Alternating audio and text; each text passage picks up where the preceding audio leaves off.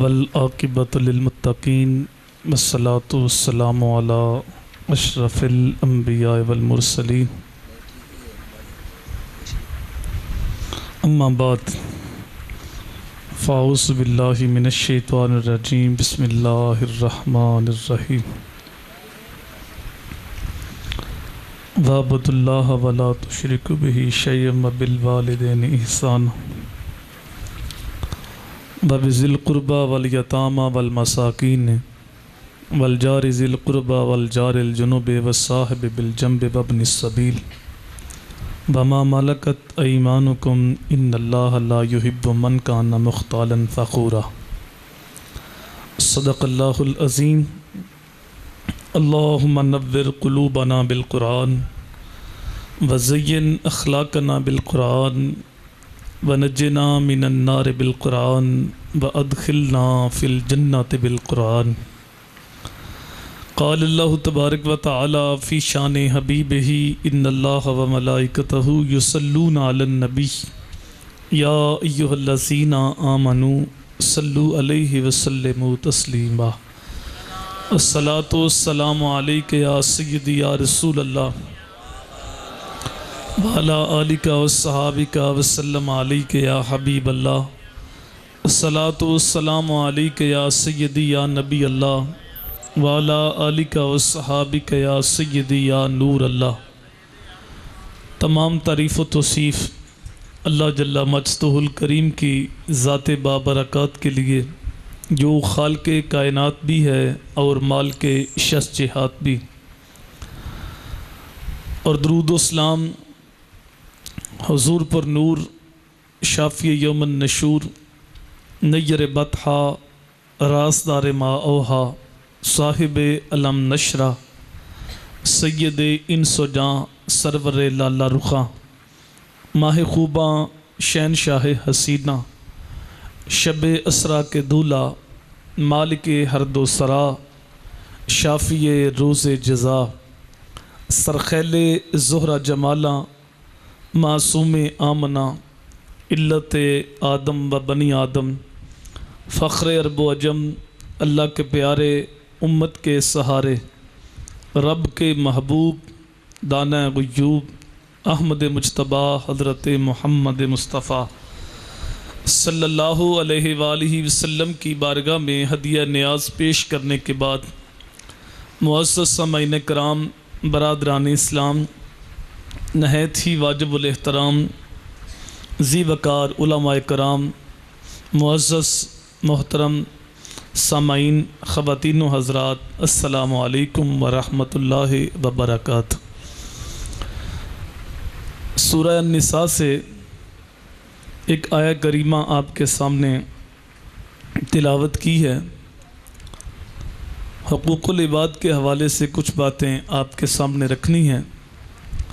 اللہ تعالیٰ کی بارگاہ میں ہمیشہ یہ دعا رہی ہے کہ اللہ تعالیٰ میری زبان پہ سچی بات جاری فرمائے اور سچ سن سنا کے مجھے اور آپ کو قابل عمل باتوں پہ عمل کرنے کی توفیق عطا فرمائے۔ ایسی کو بند ہو سکتی ساؤنڈ والا کتنے بھائی ایسی کو بند کر دو۔ دین اسلام کو 3 حصوں میں تقسیم کیا گیا ہے۔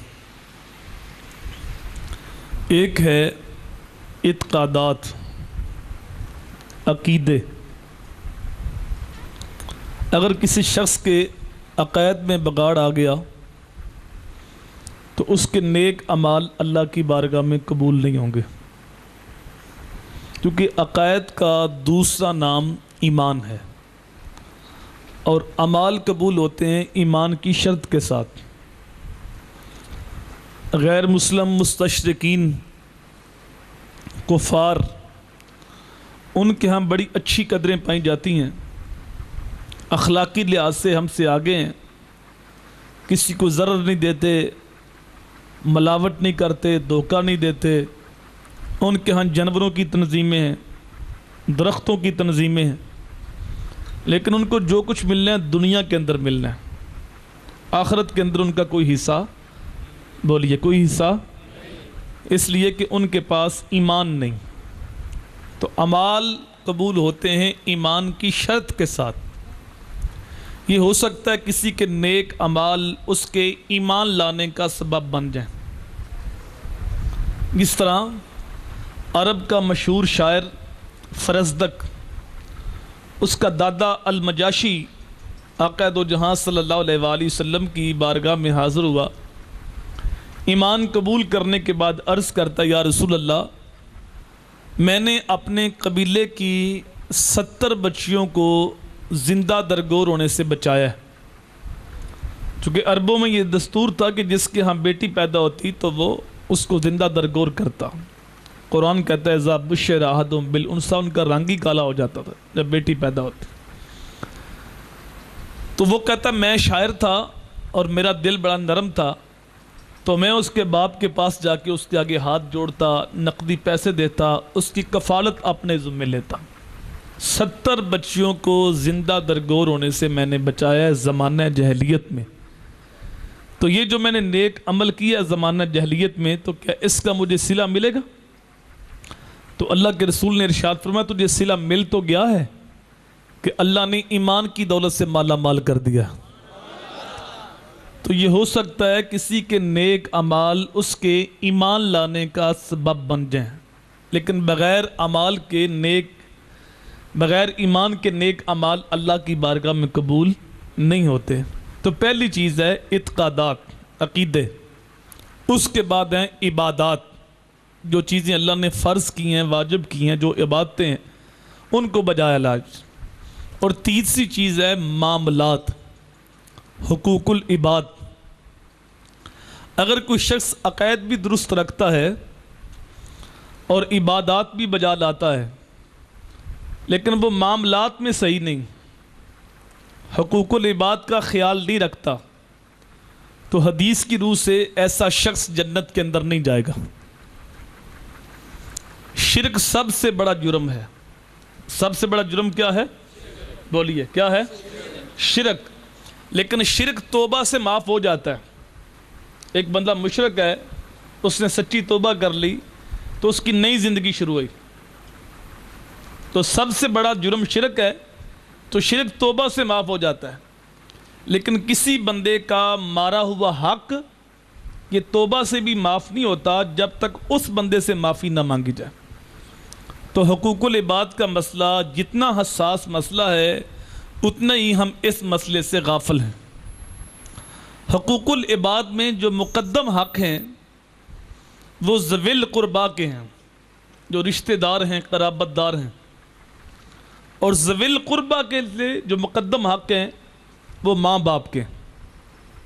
تو یہاں اللہ تعالیٰ نے جہاں اپنی عبادت کا حکم دیا، ساتھ ہی متصل والدین کے ساتھ حسن سلوک کرنے کا حکم ارشاد فرمایا.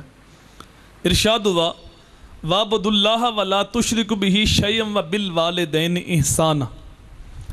اور اللہ کی عبادت کرو، اس کے ساتھ کسی کو شریک نہ ٹھہراؤ، اور والدین کے ساتھ حسن سلوک کرو. حضرت امام فخر الدین رازی علیہ رحمہ فرماتے ہیں کہ انسان کی تخلیق کا سبب حقیقی اللہ تعالیٰ ہے اور سبب مجازی والدین ہیں. اس لیے جہاں اللہ تعالیٰ نے اپنی عبادت کا حکم دیا ہے، ساتھ ہی متصل والدین کے ساتھ حسن سلوک کرنے کا حکم ارشاد فرمایا. یہاں بھی اور سورہ بنی اسرائیل کے اندر فرمایا وَقَضَىٰ رَبُّكَ أَلَّا تَعْبُدُوا إِلَّا إِيَّاهُ وَبِالْوَالِدَيْنِ إِحْسَانًا. وہاں بھی اپنی عبادت کے بعد والدین کے ساتھ حسن سلوک کرنے کا درس دیا. آگے فرمایا اِمَّا يَبْلُغَنَّ عِندَكَ الْكِبَرَ أَحَدُهُمَا أَوْ كِلَاهُمَا فَلَا تَقُل لَّهُمَا أُفٍّ. جب وہ بڑھاپے کو پہنچ جائیں، دونوں یا دونوں میں سے ایک، تو ان کے سامنے اف بھی نہیں کہنا. اف کا مطلب سادے لفظوں میں یوں سمجھ لو کہ اف کا مطلب یہ ہے کہ ان کے سامنے اونچی سانس بھی نہیں لینا. حضرت سعید ابن المسیب تابعی رسول ہیں، فرماتے ہیں کہ اولاد کو چاہیے کہ ماں باپ کے سامنے یوں کھڑی ہو جس طرح ایک مجرم غلام اپنے آقا کے سامنے کھڑا ہوتا ہے. یہ کیفیت ہو اولاد کی ماں باپ کے سامنے. حضرت امام حسن رضی اللہ تعالیٰ عنہ نے ساری زندگی سیدہ فاطمہ کے ساتھ بیٹھ کے کھانا نہیں کھایا. تو آپ نے ایک دن کہا کہ بیٹا آپ میرے ساتھ کھانا کیوں نہیں کھاتے؟ تو عرض کی اماں جان اس لیے کہ ہو سکتا ہے کسی لقمے کی طرف آپ کی نظر بڑھ چکی ہو کہ وہ بوٹی وہ لقمہ میں نے اٹھانا ہے اور مجھے آپ کے ارادے کا علم نہ ہو، تو لا علمی سے وہ لقمہ میں نہ اٹھا لوں، اس ڈر سے میں آپ کے ساتھ بیٹھ کے کھانا نہیں کھاتا کہ کہیں یہ بے ادبی نہ ہو جائے. یہ ماں باپ کا مقام ہے. آقا دو جہاں صلی اللہ علیہ وآلہ وسلم کی بارگاہ میں ایک صحابی حاضر ہو کے عرض کرتے ہیں یا رسول اللہ حسن سلوک کا سب سے زیادہ حقدار کون ہے؟ قال امک. حضور نے ارشاد فرمایا تیری والدہ. قال ثم من؟ آقا پھر کون؟ قال امک. حضور نے پھر ارشاد فرمایا تیری والدہ. قال ثم من؟ آقا پھر کون؟ قال امک. حضور نے پھر فرمایا تیری والدہ. چوتھی بار پھر پوچھا ثم من؟ آقا پھر کون؟ قال ابوک. فرمایا تیرا باپ. 3 مرتبہ ماں کا نام لیا اور چوتھی مرتبہ باپ کا نام لیا. علماء فرماتے ہیں کہ یہ اشارہ اس بات کی طرف ہے کہ ماں بچے کی تربیت اور پیدائش میں 3 مشقتیں برداشت کرتی ہیں. پہلی مشقت عند الحمل، حمل کی صورت میں 9 ماہ تک بوجھ اٹھائے رکھا. دوسری مشقت عند الولادت، جب بچہ پیدا ہوتا ہے اس وقت جو تکلیف ہے وہ ماں ہی جانتی ہے یا خدا جانتا ہے. اندازہ ایک حدیث سے کیا جا سکتا ہے کہ ایک صحابی حضور کی بارگاہ میں حاضر ہو کے عرض کرتے ہیں یا رسول اللہ میں نے اپنی ماں کو کندھوں پہ اٹھایا ہے اور 6 میل تک لے کے گیا اور پتھر اتنا گرم تھا اگر اس کے اوپر گوشت کا ٹکڑا رکھا جائے تو وہ جل کے کباب بن جائے. تو کیا میں نے اپنی ماں کا حق ادا کر دیا؟ تو حضور نے ارشاد فرمایا خدا کے بندے جب تو پیدا ہوا تھا اس وقت جو درد کے جھٹکے تیری ماں نے سہے تھے ان جھٹکوں میں بھی ایک جھٹکے کا حق بھی ادا نہیں ہوا. تو دوسری تکلیف ماں وہ برداشت کرتی ہے اور تیسری تکلیف جو ہے وہ 2 سال تک اپنا دودھ اسے پلاتی. تو ماں نے 3 مشقتیں برداشت کی اور باپ نے ایک کہ اس کی تربیت کی اور اس کے اندر ماں بھی شامل تھی. تو اس لیے حضور نے ماں کا حق 3 بار بیان کیا اور چوتھی بار باپ کا حق بیان کیا. علماء نے یہاں ضابطہ یہ بیان کیا ہے کہ اولاد کو چاہیے کہ خدمت میں ماں کو ترجیح دے اور حکم میں باپ کو ترجیح دے. باہر سے کوئی چیز لے کے آیا ہے تو پہلے ماں کو پیش کرے. ٹانگیں دبانی ہیں تو پہلے ماں کی دبائے. خدمت میں ماں کو ترجیح دے اور حکم میں باپ کو ترجیح دے. گھر کے اندر کوئی بات ہوگی ماں کہتی ہے ایسے کرنا ہے باپ کہتا ہے ایسے کرنا ہے. اب دونوں کی بات مانی نہیں جا سکتی تو ایک کی بات کو ماننا ہے بھی لازم چونکہ باتیں متضاد ہیں. تو اس وقت بندہ کیا کرے؟ تو حکم میں باپ کو ترجیح دے چونکہ الرجال قوامون علی النساء. گھر کا حاکم ماں نہیں گھر کا حاکم باپ ہے. تو خدمت میں ماں کو ترجیح دو اور حکم میں باپ کو ترجیح دو. ویسے ماں باپ کو چاہیے کہ اولاد کو ایسی مشقت میں نہ ڈالیں. ایک محدث کہتے ہیں 30 سال ہو گئے میں نے اپنی اولاد کو کبھی کو حکم نہیں دیا اس ڈر سے کہ کہیں وہ میری نافرمانی کر کے اللہ کی رحمتوں سے محروم نہ ہو جائے. کیونکہ اگر ماں باپ راضی نہیں ہے تو اللہ کی رضا کبھی بھی نصیب نہیں ہو سکتی. انسان کچھ بھی کر لے. ایک صحابی حضور کی بارگاہ میں حاضر ہو کے عرض کرتے ہیں یا رسول اللہ میں جہاد پہ جانا چاہتا ہوں. تو حضور پوچھتے ہیں کہ تیرے ماں باپ زندہ ہیں؟ جی آقا زندہ ہیں. ففیہ ما فجاہت. فرمایا جو ان کی خدمت کر یہی تیرا جہاد ہے. ماں باپ بوڑھے ہیں کوئی سنبھالنے والا نہیں اور کوئی تنظیم اس کو جہاد پہ لے گئی اکسا کے کوئی اس کا جہاد قبول نہیں. ماں باپ فالج کے اندر گرے پڑے ہیں تو بیٹا تبلیغ پہ نکل گیا ماں باپ کو چھوڑ کر کوئی اس کی تبلیغ قبول نہیں. ماں باپ کو کما کے لا کے دینے والا کوئی نہیں سنبھالنے والا کوئی نہیں اور وہ اس عمر میں ہے کہ بڑھاپے کے عالم میں ہے وہ اولاد کے محتاج ہیں. تو بیٹا ماں باپ کو چھوڑ کر پیر کے در پہ چلا جائے اور اس کے در پہ جا کے جھاڑو دیتا پھرے کوئی اس کا جھاڑو قبول نہیں. پیر کو بتانا ہوگا تیرے پہلے مرشد ماں باپ ہیں وہ راضی ہوں گے تو رب راضی ہوگا. اگر ماں باپ راضی نہ ہوں تو مکے والا بابا تو شاہی کوئی نہیں، غوث اعظم سے بھی فیض نہیں مل سکتا۔ حضرت باعث بستامی کہتے ہیں کہ میں نے اپنی ماں سے کہا کہ امی تیرے حق پورے کروں یا اللہ کے؟ تو اپنے حق مجھے معاف کر دے، میں اللہ سے معافی مانگ لیتا ہوں۔ ماں نے کہا بیٹا ٹھیک۔ کہتا ہے میں چلا گیا بستام کے جنگل میں، 12 سال وہاں رہا، درختوں کے پتے بھی کھائے، دن کو روزے بھی رکھے، رات کو نوافل بھی پڑھے، لیکن میرا ایک مقام رک گیا، میری منزل آگے نہیں بڑھ رہی تھی۔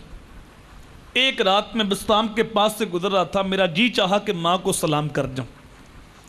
سردی کا موسم تھا، جب دروازے کو دستک دینے لگا میرے ہاتھ رک گئے، اس احساس سے کہ پوری زندگی ماں کی خدمت تو کی کوئی نہیں، تو آج دکھ بھی کیوں دوں؟ میرے لیے میری ماں بستر چھوڑے گی، دروازہ کھولے گی؟ کہتے ہیں میں دروازے کے ساتھ کھڑا ہو گیا۔ جب تہجد کا وقت ہوا تو جو اندر سے نالی آتی تھی وہاں سے پانی آیا، تو میں جان گیا میری ماں وضو کرنے کے لیے اٹھی۔ اس وقت مائیں بھی ایسی تھی، خود بھی اٹھتی تھی، بچوں کو بھی اٹھاتی تھی۔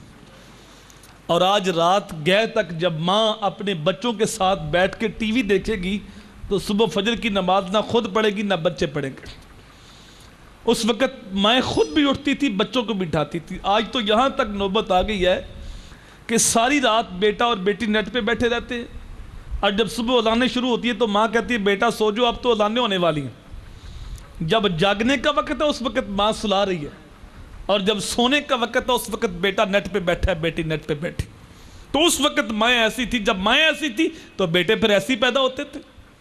ماں مائی راستی ہو تو بیٹا فرید بنتا ہے، ماں ام الخیر ہو تو بیٹا غوث اعظم بنتا ہے، اور جب ماں فاطمہ ہو تو بیٹا حسین بنتا ہے۔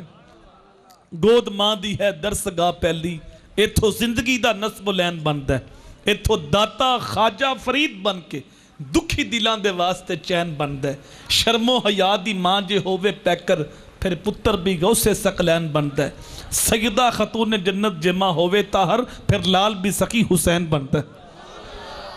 اللہ اکبر۔ کہتے ہیں میں دروازے کے ساتھ کھڑا تھا، جب پانی آیا تو میں جان گیا میری ماں اٹھی ہے۔ میں نے دروازے کو دستک دی، ماں نے کہا بیٹا باغ جی ٹھہرو میں آتی ہوں۔ ماں میری دستک کے انداز کو جان کے میرا بیٹا آ گیا۔ جب ماں نے دروازہ کھولا تو میری حالت پراگندہ تھی، بال بکھرے ہوئے تھے، تو ماں کی آنکھوں میں آنسو آ گئے، ہاتھ اٹھا کے بولتی ہے مالک میرا بیٹا باغ لید تیری طلب میں نکلا تھا، تو نے ابھی تک اسے اپنا قرب نہیں دیا۔ کہتے ہیں 12 سال کی محنت سے وہ منزل نہیں ملی، جب ماں نے دعا کی اللہ نے ولیوں کا سردار بنا دیا تھا۔ تو یہ ماں باپ کا مقام ہے، یہ ماں باپ کا مرتبہ ہے، یہ ماں باپ کی عزت ہے۔ آج ہر چیز کے اندر ملاوٹ آ گئی ہے، لیکن ماں باپ کا پیار آج بھی خالص ہے۔ سمندر کی تہہ تک تو شاید کوئی پہنچ گیا ہو، لیکن ماں کے پیار کی تہہ تک کوئی نہیں پہنچ سکا۔ بڑے بڑے کنڈے ایجاد ہو گئے ہیں جو پورا پورا کنٹینر تول لیتے ہیں، لیکن آج تک کوئی ترازو ایسا ایجاد نہیں ہوا جس نے ماں کے پیار کو بھی تولا ہو۔ تابش نامی ایک شاعر ہوئے، اس نے ماں کے پیار کو 2 لفظوں میں بیان کیا ہے۔ وہ کہتا ہے مدت ہوئی میری ماں نہیں سوئی تابش، مدت ہوئی میری ماں نہیں سوئی تابش، میں نے ایک بار کہا تھا مجھے رات کو ڈر لگتا ہے۔ کہتے ہیں بچپن میں نکلا تھا منہ سے امی مجھے رات کو ڈر لگتا ہے، اب تو میری داڑھی کے بال سفید ہونے لگے ہیں، لیکن میری ماں رات کو سوتی نہیں کہیں میرے لال کو ڈر نہ لگے۔ یہ ماں کا پیار ہے۔ علامہ اقبال علیہ رحمہ کی جب والدہ فوت ہوئی تو آپ اس وقت دیار غیر میں تھے، انگلینڈ گئے ہوئے تھے، تو اقبال جیسا بہادر آدمی پھوٹ پھوٹ کے رویا اور ماں کے نام لمبا مرثیہ لکھا جو آج بھی کلیات اقبال کے اندر موجود ہے، اردو مجموعہ کے اندر۔ تو آخر میں اقبال کہتے ہیں وطن میں ہوگا اب کس کو میرا انتظار، ماں مر گئی میرا انتظار کس نے کرنا ہے؟ وطن میں ہوگا اب کس کو میرا انتظار، کون میرا خط نہ آنے سے رہے گا بے قرار، آرزو لے کر تیری تربت پہ میں یہ آؤں گا، اب دعائے نیم شب میں کس کو میں یاد آؤں گا۔ اب رات کے پچھلے پیر کون میرے لیے اٹھ کے دعا کرے گا؟ حاجی صاحب کو کہنا پڑتا ہے میرے لیے دعا کریں، آپ دیار نور میں جا رہے ہیں، گنبد خضرا کی چھاؤں میں، کعبۃ اللہ کے سین میں، مجھے بھی یاد رکھنا۔ پیر صاحب سے عرض کرنا پڑتی ہے میرے لیے بھی دعا کریں، مولوی صاحب سے کہنا پڑتا ہے حضور مجھے بھی دعا میں یاد رکھیے، لیکن کبھی ماں کو بھی کہنا پڑا؟ ماں کے تو ہر وقت ہاتھ اٹھے ہوتے، بیٹا نافرمان بھی ہو ماں پھر بھی دعا کرتی، اور جب ماں کے ہاتھ اٹھتے ہیں تو اللہ ماں کے اٹھے ہاتھ خالی نہیں موڑتا۔ تو فرمایا والدین کی رضا میں اللہ کی رضا ہے، اور والدین کی ناراضگی میں اللہ کی ناراضگی ہے۔ تو اپنی عبادت کے بعد متصل والدین کے ساتھ حسن سلوک کرنے کا حکم ارشاد فرمایا۔ آگے فرمایا وَبِذِي الْقُرْبَى، اور جو قرابت دار ہیں ان کے ساتھ حسن سلوک کرو۔ آج پتہ نہیں ہم نے یہ کہاں سے سیکھ لیا ہے کہ جو ایک قدم پیچھے ہٹے گا ہم 10 قدم پیچھے ہٹیں گے۔ اسلام یہ نہیں کہتا، اسلام کہتا ہے سل من قاطعک وآت من حرمک، جو تم سے تعلق توڑے تم اس سے بڑھ بڑھ کے تعلق جوڑو، جو تمہیں محروم رکھے تم اس کی جھولیاں بھر دو، جو ظلم کرے تم اس کو معاف کر دو۔ اسلام کا مزاج یہ ہے، لیکن ہم کہتے ہیں اگر کوئی پیچھے ہٹتا ہے تو ہم 10 قدم پیچھے ہٹ جاتے ہیں، اور پھر یہ شریکہ برادری پتہ نہیں کہاں سے آ گئی۔ آج ہم شریک کے کہتے ہیں جو دشمن ہوتا ہے اسے کہتے ہیں یہ شریک ہے ہمارا، حالانکہ شریک کا مطلب تھا جو عزت میں شریک، جو بیزتی میں شریک، جو دکھ درد میں شریک، جو خون میں شریک، وراثت میں شریک، وہ ہے شریک۔ لیکن ہم نے شریک کا معنی دشمن لیا۔ آدمی سکی بیٹی کی شادی کرتا ہے تو باقی دوستوں سے اتنا نہیں ڈرتا جو اپنے بھائیوں سے ڈر رہا ہوتا ہے کہ اگر کھانا کم پڑ گیا تو لوگ تماشا دیکھیں گے، یہ جو ہے وہ شریک ہمارا تماشا دیکھیں گے، مذاق اڑائیں گے۔ انہوں نے پردہ ڈالنا تھا، لیکن آج ہمیں ان سے خوف ہے، تو معاملہ برعکس ہو گیا۔ اللہ کے رسول صلی اللہ علیہ وآلہ وسلم نے ارشاد فرمایا جو تم میں سے چاہتا ہے کہ اس کا رزق لمبا ہو، رزق وافر ہو اور عمر اس کی لمبی ہو، اسے چاہیے کہ رشتہ داروں کے ساتھ اچھا سلوک کرے۔ آج ہر بندہ یہ چاہتا ہے، میں بھی چاہتا ہوں، آپ بھی چاہتے ہیں کہ رزق وافر عمر لمبی ہو، اور اس کے لیے ہم مختلف پیران اعظام کے پاس تویز لینے بھی جاتے ہیں، علماء کرام کے پاس جاتے ہیں، وظیفے پوچھتے ہیں، کوئی وظیفہ بتاؤ، مہنگائی بڑی ہے، پورا نہیں پڑ رہا، جو ہے وہ رزق ہمیں وافر مل جائے۔ تو جو وظیفہ اللہ کے رسول نے بتایا ہے آج ہم نیت کریں نا، ہم اس پہ عمل کریں گے۔ جو شخص چاہتا ہے کہ اس کا رزق وافر ہو اور عمر لمبی ہو تو اسے چاہیے کہ رشتہ داروں کے ساتھ اچھا سلوک کرے۔ تو آج اس پہ عمل شروع کر دے تو پھر دیکھنا کیسی بہار آتی۔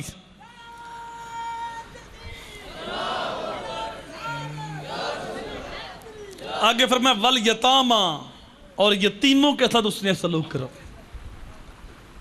حضور کے آنے سے قبل یتیم کی کوئی قدر نہیں تھی، لیکن میرے نبی نے یتیم کو عزت دی۔ حضور یتیم ہو کر یتیم پرور ہیں۔ آقا دو جہاں صلی اللہ علیہ وآلہ وسلم نے فرمایا جس نے یتیم کے سر پہ شفقت سے ہاتھ پھیرا، جتنے بال ہاتھ کے نیچے آ گئے اللہ اتنی نیکیاں عطا فرمائے گا۔ حضور نے ارشاد فرمایا سب سے بہتر گھر وہ ہے جس گھر میں کوئی یتیم رہتا ہے اور اس کی عزت بھی ہوتی ہو۔ سب سے بہتر گھر وہ، یہ نہیں فرمایا کہ جو ایک کنال میں بنا ہوا ہے وہ گھر بہتر ہے، یا ڈیفنس میں بنا ہے تو وہ گھر بہتر ہے، چاہے 3 مرلے میں ہے، کچا مکان ہے، لیکن سب سے بہتر وہ ہے جس گھر میں یتیم رہتا ہے اور اس کی عزت بھی ہوتی ہے۔ حضور نے ارشاد فرمایا آنا وقافل الیتیم فی الجنت ہاکذا، میں اور یتیم کی کفالت کرنے والا جنت کے اندر اس طرح مل کر رہے گا جس طرح 2 انگلیاں ملی ہوتی۔ اللہ اکبر۔ تو فرمایا یتیموں کے ساتھ اس نے سلوک کرو، والمساکین، اور مسکینوں کے ساتھ اس نے سلوک کرو۔ ان آستانوں سے ہمیں درس ملتا ہے، آستانوں پہ ہم جاتے ہیں جو سچے صحیح سچے آستانے ہیں، وہاں سے یہ درس ملتا ہے۔ وہاں یتیم اور مسکین پرورش پاتے ہیں اور ان کی کفالت کے اندر ہوتے ہیں، اور وہ ان کی کفالت اپنے ذمہ لیتے ہیں۔ جتنی بھی اللہ والے آپ تاریخ پڑھ کے دیکھ لیں تو معاشرے کے جو پسے ہوئے لوگ تھے وہ ان کے آستانوں پہ آ کے ٹھہر گئے، اور ان کی کفالت جو ہے وہ ادارے نے اور اس نے آستانے نے اپنے ذمہ لی۔ معاشرے کے جو پسے ہوئے لوگ تھے حضور نے ان کو بھی عزت دی، جن کو کوئی نہیں پوچھتا تھا رسول کریم نے ان کو بھی عزت دی۔ مدینہ منورہ میں ایک خاتون تھی جس کا توازن عقلی ٹھیک نہیں تھا۔ ایک دن مسجد نبی میں وہ آ گئی، حضور کو اس نے اشارہ کیا، حضور اٹھے اس کی بات سننے چلے گئے، صحابہ پریشان ہوئے، اور اس عورت نے کہا میں نے آپ سے کچھ باتیں کرنی ہیں۔ کہا کرو، کہا یہاں نہیں کرنی، کہاں کرنی ہے؟ مسجد نبی کے باہر کھلا میدان تھا، اس نے کہا وہاں کرنی۔ اللہ کے نبی وہاں چلے گئے۔ اب عورتوں کی باتوں میں ویسے ہی مردوں کی نسبت طوالت ہوتی ہے، ان کی باتیں زیادہ ہوتی ہیں، لیکن جس عورت کا توازن عقلی ٹھیک نہیں تھا، اس نے حضور کو کتنی دیر پریشان کیا ہوگا، کتنی دیر کھڑے کیا ہوگا، لیکن اللہ کے نبی کان لگا کے باتیں سن رہے ہیں۔ عرب کی کڑکتی دھوپ، حضور کا لمحہ لمحہ مصروف اور قیمتی وقت، نازک بدن اور اس کی بے مقصد باتیں۔ صحابہ پیچو تاب کھا رہے ہیں لیکن کہہ کچھ نہیں سکتے چونکہ خود سن رہے ہیں اللہ کے رسول۔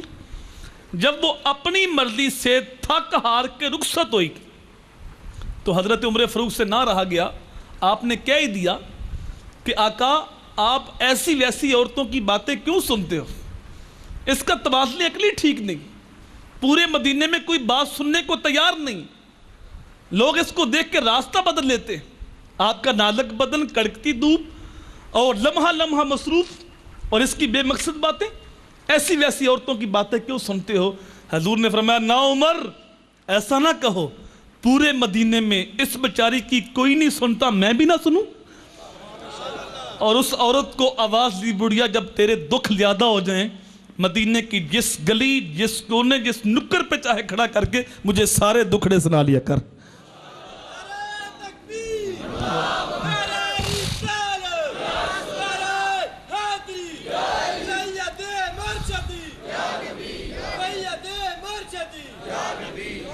جس کا کوئی نہیں سننے والا اس کا میں جو ہوں سننے والا، ایک تیوں تو ہیں میریاں آسان سہارا، دس کنوں کراں یا تینوں نہ کراں یاد۔ تو فرمایا یتیموں کے ساتھ، مسکینوں کے ساتھ اس نے سلوک کرو، والجار ذی القربى والجار الجنب، اور جو قریب کا ہمسایہ ہے یا دور کا ہمسایہ ہے ان کے ساتھ اس نے سلوک کرو۔ پنجابی کا محاورہ ہے ہمسایہ ماں جایا، ہمسائے کی مثال ماں جائے کی مثال ہوتی ہے۔ کوئی معاملہ بن جائے، مصیبت آ جائے، پریشانی ہو، رشتہ دار بعد میں پہنچتے ہیں، ہمسائے پہلے پہنچتے ہیں۔ اور اللہ کے رسول نے فرمایا کہ جبرائیل علیہ السلام نے کثرت کے ساتھ مجھے ہمسائے کے بارے وصیت کی اور میں نے گمان کیا کہ شاید کہیں ہمسایہ وراثت میں شامل نہ ہو جائے، اتنے حقوق بیان کیے۔ اللہ کے رسول نے ارشاد فرمایا اللہ کی قسم وہ شخص مومن نہیں، پھر قسم فرمائی اللہ کی قسم وہ شخص مومن نہیں، تیسری بار پھر قسم فرمائی اللہ کی قسم وہ شخص مومن نہیں۔ صحابہ نے عرض کیا کون؟ فرمایا جس کی شرارتوں سے اس کا ہمسایہ محفوظ نہیں۔ حضور نے ارشاد فرمایا جو شخص خود تو پیٹ بھر کے سوتا ہے اور اس کا ہمسایہ بھوکا ہے اور اس کو پتہ ہے کہ وہ بھوکا ہے، فرمایا اس شخص کا میرے اوپر ایمان ہی نہیں، وہ مجھے مانتا ہی نہیں۔ صحابہ نے عرض کیا کہ ہمسایہ کے حقوق کیا ہیں؟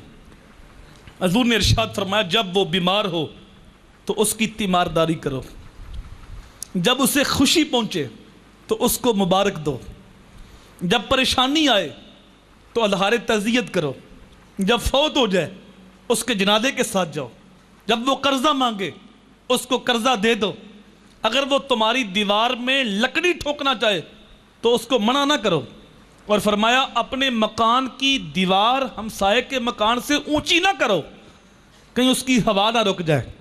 اور حضور نے بڑا جاندار جملہ ارشاد فرمایا اپنے گوشت کی خوشبو سے ہمسائے کو تکلیف نہ دو، اگر تم نے گوشت پکایا ہے تو پانی زیادہ ڈال لو اور ایک پیالی اس کے گھر میں بیچ دو، اگر ایسا نہیں کر سکتے پھر چپکے سے پکاؤ جب ہمسائے کے بچے سو چکے ہوں۔ یہ ہمسائے کے حقوق اللہ کے رسول نے فرمایا۔ ہمسایہ تین طرح کا ہوتا ہے، ہمسایہ بھی ہے، رشتہ دار بھی ہے، مسلمان بھی ہے، اس کے تین حقوق ہیں تمہارے اوپر۔ ایک رشتہ دار نہیں، ہمسایہ ہے، مسلمان ہے، اس کے دو حقوق ہیں، اور ایک مسلمان بھی نہیں، رشتہ دار بھی نہیں، کافر ہے، ہمسایہ ہے، اس کا بھی ایک حق ہے تمہارے اوپر۔ تو فرمایا جو دور کے ہمسائے ہیں ان کے ساتھ اور جو قریب کے ہمسائے ہیں ان کے ساتھ اس نے سلوک کرو۔ آگے فرمایا وَالصَّاحِبِ بِالْجَنْبِ، اور جو تمہارے کروٹ کے ساتھی ہیں ان کے ساتھ اس نے سلوک کرو۔ یہ ایک وسیع مفہوم رکھنے والا موضوع تھا۔ کروٹ کے جو ساتھی ہیں ان کے اندر وہ لوگ بھی آتے ہیں جن کے ساتھ تم مل کر علم حاصل کرتے ہو، علم دین حاصل کرتے ہو، یا تم اکٹھے اعتکاف بیٹھے ہو، یہ بھی تمہارے ساتھ جو کروٹ کے ساتھی، ان کے ساتھ اس نے سلوک کرنا تمہارے اوپر لازم ہے۔ یا جن کے ساتھ تم مل کے نماز پڑھتے ہو یہ بھی کروٹ کے ساتھی، جن کے ساتھ تم سفر کرتے ہو یہ بھی کروٹ کے ساتھی ہیں، ان کے ساتھ اس نے سلوک کرنا۔ میں 30-35 مقامات پہ ماہانہ دروس قرآن پہ جاتا ہوں، مختلف قصبوں میں، شہروں میں، کئی جگہ پہ ایسی صورتحال ہوتی ہے تو میں بڑا پریشان ہوتا ہوں۔ بعض بوڑھے نمازی آپس میں لڑ پڑتے ہیں، بات معمولی ہوتی ہے کہ یہ لائٹ کو تو نے کیوں جلائی، یہ پنکھا تو نے کیوں چلایا تھا، اس بات پہ آپس میں الجھ پڑتے ہیں، لڑ پڑتے ہیں۔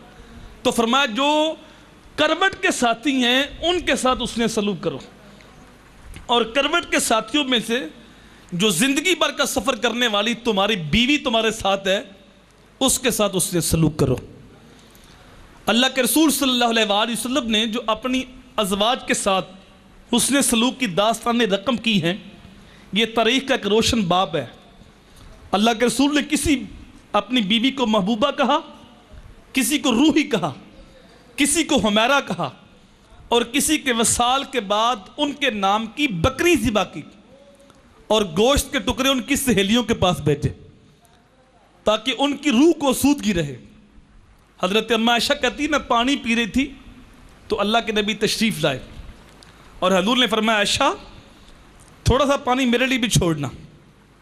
کہتے جب میں نے پانی پیش کیا تو اللہ کے نبی رک گئے اور میری طرف دیکھ کے مسکرا کے فرماتے ہیں عائشہ ذرا بتانا تو نے ہونٹ کہاں رکھ کے پانی پیا تاکہ میں وہاں ہونٹ رکھ کے پانی پیوں۔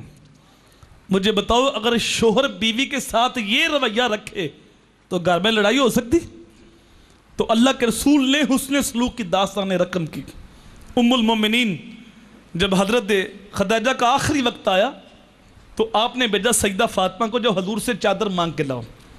سیدہ فاطمہ چادر لینے کے لیے گئی، حضور پوچھتے چادر کس لیے مانگ رہی ہیں؟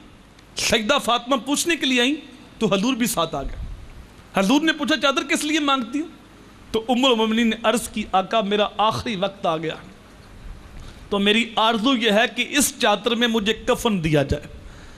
جو عقیدے اندھیرے میں بیٹھ کے بنائے جائیں وہ عقیدے سچے نہیں ہوتے، عقیدے وہی سچے ہیں جو نبی کے گھر والوں کے عقیدے۔ مومنوں کی ماں کا یہ عقیدہ ہے کہ حضور کے جسم سے مس ہوئی چادر اگر مجھے کفن کے لیے مل گئی تو میری بخشش کی ضمانت ہے۔ کہا چادر اس لیے مانگی ہے کہ اس میں مجھے کفن دیا جائے۔ اللہ کے نبی کی آنکھوں میں آنسو آ گئے۔ کہا خدیجہ تو نے تو چادر مانگی ہے، تیرے میرے اوپر اتنے احسان ہیں، لو اردت جلدی لا اتیتو کے، اگر تو میری جلد بھی مانگتی میں وہ بھی اتار کے پیش کر دیتا۔ حقوق نسواں کی بات کرنے والی کو ایسی مثال تو لا کے دکھائیں۔ تو اللہ کے رسول نے گھروں کو جوڑنے والے جملے ارشاد فرمایا عورت کی اگر کوئی بات تمہیں ناپسند ہے تو کوئی ایسی بات بھی ہوگی جو تجھے پسند ہوگی، تو جو عادت ناپسند ہے اس کو نظر انداز کر دو اور اس کو دیکھ لو جو تجھے پسند ہے، تو گھر کے اندر امن آ جائے گا۔ اس طرح شوہروں کے حقوق بیان کرتے ہوئے فرمایا کہ اگر اللہ کے علاوہ کسی اور کو سجدہ جائز ہوتا تو میں بیوی کو حکم دیتا کہ وہ اپنے شوہر کو سجدہ کرے۔ اتنے حقوق بیان کیے شوہر کے، تو فرمایا جو کروٹ کے ساتھی ہیں ان کے ساتھ تم حسن سلوک کرو۔ اللہ اکبر۔ آگے فرمایا وابن السبیل، اور جو مسافر ہیں ان کے ساتھ حسن سلوک کرو۔ وما ملکت ایمانکم، اور جو تمہارے غلام اور لونڈیاں ہیں ان کے ساتھ حسن سلوک کرو۔ غلام کی کوئی عزت نہیں تھی،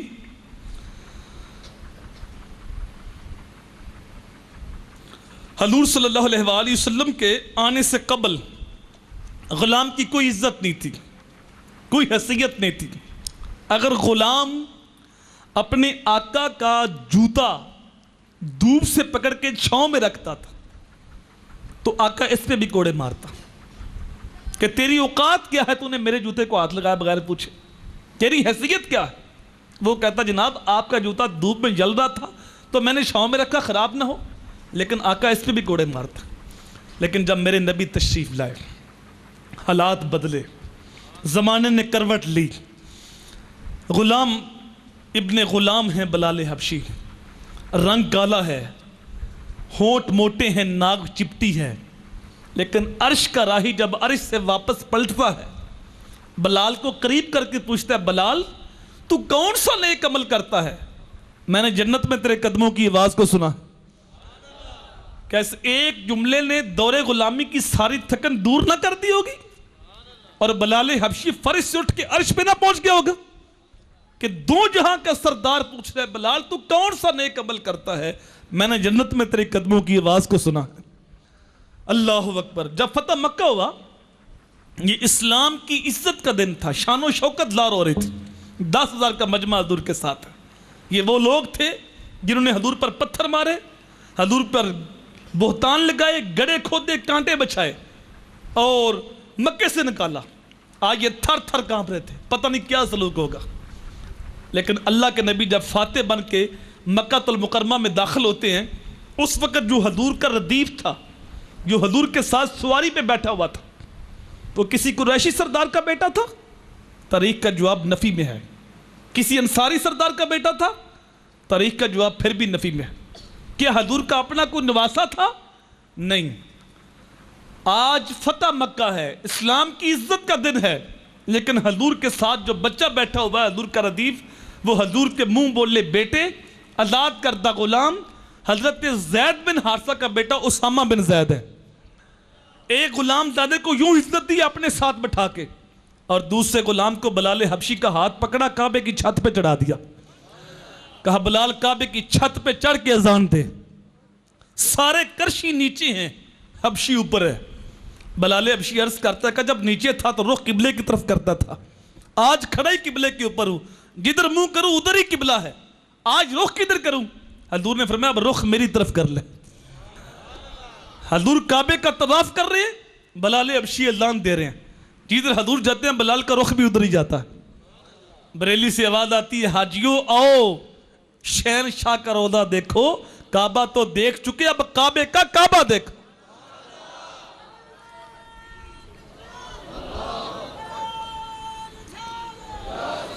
تو رسول کریم صلی اللہ علیہ وآلہ وسلم نے غلاموں کو یوں عزت دی، یوں مقام دیا۔ اقبال کہتے ہیں اذاں ازل سے تیرے عشق کا ترانہ بنی، اذاں ازل سے تیرے عشق کا ترانہ بنی، نماز تو تیرے نظارے کا ایک بہانہ بنی، ادائے دید سراپا نیاز تھی تیری، کسی کو دیکھتے رہنا یہ نماز تھی تیری۔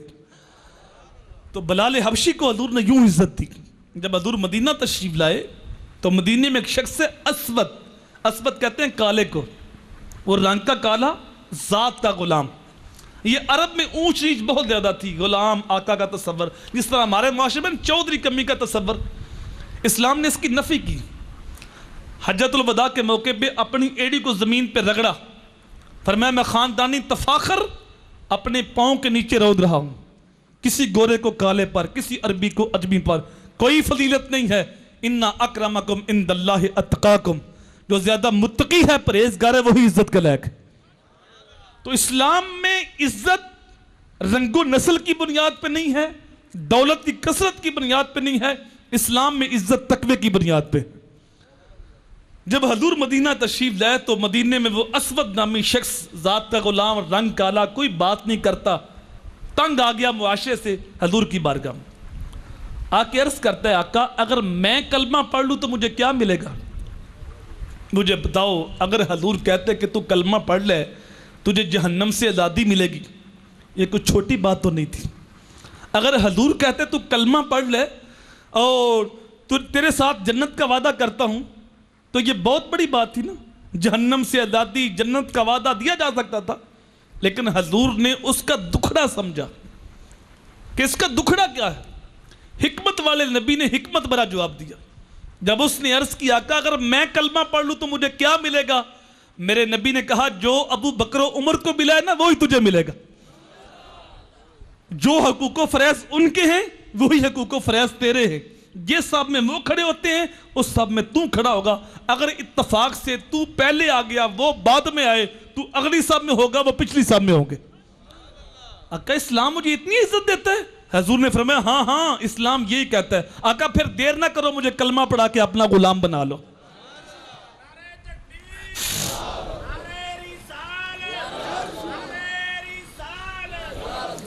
اقبال کہتا ہے اسود از توحید احمر می شود، اسود توحید کے فیض سے احمر ہو جاتا ہے اور گوری رنگت والے قریشی کے کندھے کے ساتھ کندھا جوڑ کے کھڑا ہوتا ہے۔ یہ اسلام کا درس مساوات ہے۔ ایک کی صف میں کھڑے ہو گئے محمود و ایاز، نہ کوئی بندہ رہا نہ کوئی بندہ نواز۔ تو فرمایا اپنے غلام اور لونڈیاں جو ہیں ان کے ساتھ اس نے سلوک کرا۔ حضور نے فرمایا انہیں غلام نہ کہو، انہیں لونڈی نہ کہو، انہیں اپنا بھائی کہو، انہیں بیٹی کہو، اپنی بہن کہو، اور فرمایا جو خود کھاتی ہو انہیں کھلاؤ، جو خود پہنتی ہو انہیں پہناؤ، اور ان کی طاقت سے زیادہ ان سے کام نہ لو۔ تو فرمایا جو تمہارے غلام لونڈیاں ہیں ان کے ساتھ اس نے سلوک کرو۔ ان اللہ لا یحب من کان مختالا فخورا، بے شک اللہ تعالیٰ تکبر کرنے والے اور اترانے والے کو پسند نہیں کرتا۔ تو آج کا درس جو تھا یہ حقوق العباد کے موضوع پہ تھا، اور میں سمجھتا ہوں کہ القاسم ٹرسٹ والوں نے حقوق العباد کا خیال کرتے ہوئے آپ کے لیے جو اچھا اہتمام کیا سحری افطاری کا، وہ تو آپ گھر میں بھی کر سکتے تھے سحری افطاری، لیکن ان کا جو احسان ہے وہ یہ کہ آپ کے لیے ایک عالمی دین کا انتخاب کیا، دوپہر کے وقت بھی اور شام کے وقت بھی، تاکہ آپ کو دین سکھایا جائے۔ ان 10 دنوں کے اندر آپ کو دین سکھایا جائے۔ حقوق العباد کا جو مسئلہ تھا یہ بڑا حساس مسئلہ تھا، تو یہ کچھ باتیں میں نے آپ کے سامنے رکھی، اور میں سمجھتا ہوں کہ یہ قبلہ حضرت صاحب کی تربیت کا اثر تھا۔ جب چودھری امانت علی صاحب اور قاری بشیر صاحب میرے پاس وقت لینے کے لیے گئے تو مجھے تعجب بھی ہوا اور خوشی بھی ہوئی کہ آج کل وقت تو ٹیلی فون پہ لیا جاتا ہے، تو جب یہ خود تشریف لے گئے تو مجھے خوشی اس لیے ہوئی کہ یہ آستانے کی تربیت کا اثر ہے کہ پیر صاحب نے علماء کی محبت گول کے سینے میں ڈالی ہوئی ہے، تو اس لیے یہ یہاں تشریف لائے، اللہ ان کو جزا دے۔ اور مجھے قبلہ قاری بشیر صاحب نے پرسوں مجھے بتایا کہ چودھری امانت علی صاحب اپنے گھر کا اتنا خیال نہیں کرتے جتنا جو ہے وہ آستانے کا خیال کرتے، تو یہ ان کا خلوص ہے، اللہ ان کے خلوص میں مزید برکتیں عطا فرمائے۔ اور میری ڈھیروں دعائیں ہیں آستانے کے نام اور ان کے نام کہ اللہ تعالیٰ قیامت تک ان کو اور آستانے کو آباد رکھے۔ اسی طرح کی جس طرح انہوں نے حقوق العباد کا خیال کیا اور آپ کے لیے ہر طرح کی محبت پیش کی سرپرست ہونے کے ناطے سے، اب آپ کا حق یہ ہے حقوق العباد کا خیال کرتے ہوئے اور آستانے کے ساتھ خلوص کے ساتھ کام کرتے ہوئے کہ ہر طرح کی محبتیں آپ ادارے کے اوپر نشاور کرتے ہیں۔ اور چونکہ یہاں 500 کے قریب طالب علم پڑھ رہے ہیں تو ان کے لیے محبت پیش کرنا، تعاون کرنا، آپ زکوٰۃ، فطرانہ، دیگر مالی معاونت کے اندر آپ ان کے ساتھ خلوص کے ساتھ چلیں تاکہ اس دین کے کام کو مزید فروغ دیا جائے۔ اللہ کے رسول صلی اللہ علیہ وآلہ وسلم نے ارشاد فرمایا من اعان عالما او متعلما بقلم منقط او بقرطاس فکأن بنى الکعبۃ 70 مرہ، جس نے میرے طالب علم کی مدد کی یا عالم دین کی مدد کی، کتنی مدد؟ فرمایا ٹوٹا ہوا قلم دے کر یا کاغذ کا ایک ٹکڑا دے کر، وہ ایسے ہے جیسے اس نے اللہ کے گھر خانے کعبے کو 70 بار تعمیر کرایا ہے۔ تو یہ کتنی بڑی خوشخبری ہوگی آپ کے لیے جب آپ جو ہے وہ ان کے ساتھ تعاون کا ہاتھ بڑھائیں گے اور مالی معاونت کریں گے ادارے کے ساتھ، اور اتنا بڑا جو نیٹ ورک چل رہا ہے، اور میں سمجھتا ہوں کہ یہ حضرت صاحب کی توجہ بھی ہے اور القاسم ٹرسٹ کا خلوص بھی ہے کہ جو اس کے تحت جو ہے اتنا بڑا نظام چل رہا ہے۔ اللہ تعالیٰ ان سب کو بے پناہ برکتیں دے، اور جو بھی یہاں خلوص کے ساتھ دین کا کام کر رہا ہے، جس طرح بھی معاونت کر رہا ہے، اللہ تعالیٰ اس کو دونوں جہاں کی بلائی نصیب فرمائے۔ یہ کچھ سوال ہیں، میں پہلے تو دیکھتا تھا فیس بک کے اوپر ہی، ہمارے یہاں ساجد بھائی ہیں، ساجد امین صاحب سیکٹری صاحب، ان کے ساتھ رابطہ ہوا، الحمدللہ یہاں کام ہو رہا، تو جب یہاں حاضر ہوا تو جس طرح وہاں فیس بک پہ خوشی ہوتی تھی تو یہاں حاصل ہو کر اس سے زیادہ خوشی ہوئی کہ الحمدللہ ایک ماحول ہے اور دین کا کام ہو رہا ہے، اللہ تعالیٰ مزید برکتوں سے مالا مال کرے۔ یہ کچھ سوال ہیں، جس انسان کے ذمے قضا نمازیں باقی ہوں کیا وہ نفل نمازیں مثلا تہجد، اوابین، اشراق، چاشت وغیرہ پڑھ سکتا ہے یا اس سے پہلے اپنی قضا نمازیں ادا کرنی ہوں گی؟ اگر وہ نوافل ادا کرے گا تو اس کو ثواب ہوگا، لیکن بعض علماء کا قول ہے کہ جب تک انسان کے فرائض پورے نہ ہوں تو اس کے نفل قبول نہیں ہوتے، بعض کا یہ بھی قول ہے، لیکن قرآن کی نص ہے کہ من یعمل مثقال ذرۃ خیرا یرہ ومن یعمل مثقال ذرۃ شرا یرہ، چھوٹی سے چھوٹی نیکی بھی قیامت کو دیکھ لے گا اور برائی بھی دیکھ لے گا، تو نفل بھی نیکی ہے تو وہ اس کو ثواب ہوگا۔ لیکن بہتر یہ ہے کہ ان نفلوں کی جگہ وہ قضاء و مری کرے، چونکہ فرض جو اس کے ذمہ باقی ہیں وہ ان کو ادا کرے۔ نفل اگر آپ نہیں پڑھیں گے تو آپ سے پوچھا نہیں جائے گا قیامت کے دن، لیکن اگر آپ کے ذمہ فرض ہوئے تو وہ آپ سے پوچھا جائے گا اور آپ کو اس کے مواخذے میں جہنم کی سزا بھی ہو سکتی ہے۔ لیکن آپ اپنے فرض پورے کریں، اس کے بعد آپ نفل ادا کریں۔ سنت سے کم چھوٹی داڑھی والے امام کے پیچھے نماز ہو سکتی ہے؟ علماء کا یہی موقف ہے کہ داڑھی ایک مٹھ رکھنا واجب ہے، جو علماء حق ہیں ان کا یہی موقف ہے۔ آج کل خیر دوسرا طبقہ بھی اختلاف کرنے والا آ گیا ہے، لیکن جو جمہور کا موقف ہے وہ یہی ہے کہ ایک مٹھ داڑھی واجب ہے، اور داڑھی کترا اور داڑھی منڈا اگر امام بنا تو اس کے پیچھے نماز واجب الاعادہ ہوگی، دوبارہ پڑھنی پڑے گی، یہ موقف ہے۔ ہاں اگر ایسی جگہ ہے کہ جو امام ہے اور کوئی ہو ہی نہیں، مثال کے طور پہ 10 15 20 آدمی ہیں، تو ان میں سے کوئی بھی ایسا نہیں ہے کہ جس کی داڑھی پوری ہو، تو پھر کوئی بھی ان میں سے جو بہتر ہے اس کو امام کھڑا کر کے نماز اس کے پیچھے پڑھی جا سکتی ہے، پھر واجب الاعادہ نہیں ہوگی۔ اگر ان میں سے کوئی داڑھی والا، پوری داڑھی والا اور باشرہ امام ہے تو اس کو آگے کھڑا کرنا چاہیے، اس کے پیچھے نماز ادا کرنی چاہیے۔ داڑھی کو خضاب لگانا جائز ہے؟ جائز نہیں ہے۔ خضاب کالا، باقی جو دوسرے کالے کے علاوہ جو اور رنگ کے وہ لگائے جا سکتے ہیں۔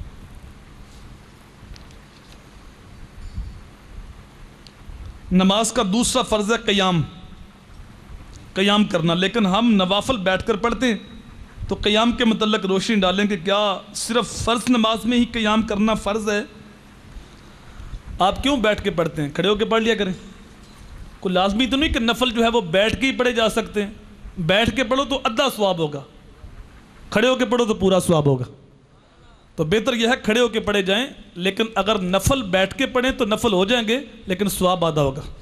اللہ تعالیٰ عمل کی توفیق عطا فرمائے، سمجھنے کی توفیق عطا فرمائے، اس مرکز کو، ادارے کو، اس قاسم ٹرسٹ کو قیامت تک آباد رکھے۔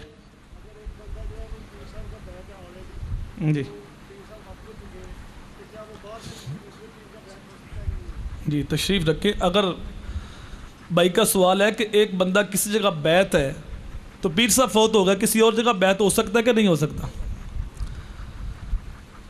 اگر جس کی اس نے بیعت کی ہے اس کے اندر چاروں شرطیں پیر کی پائی جا رہی ہیں، جو اعلیٰ حضرت نے 4 شرطیں لکھی ہیں کم از کم۔